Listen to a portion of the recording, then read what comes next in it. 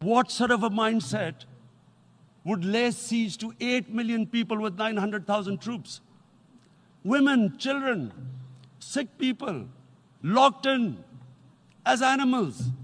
Of what I know of England, if 8 million animals were locked in, the RSPCA would have made a lot of noise about it. These are human beings.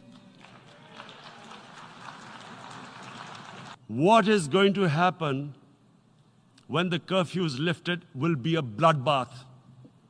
The people will come out. There are 900,000 troops there. These 900,000 troops, what are they going to do when they come out? There'll be a bloodbath. Mr. President, has anyone thought that what happens when there is a bloodbath? And we will fight. And when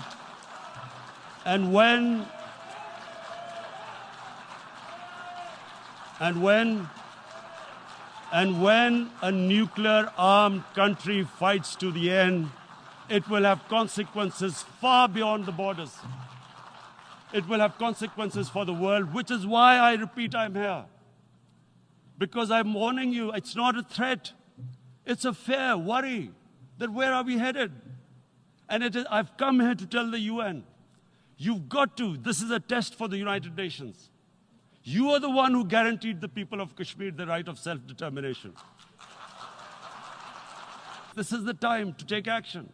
And number one action must be that India must lift this inhuman curfew, which has lasted for 55 days.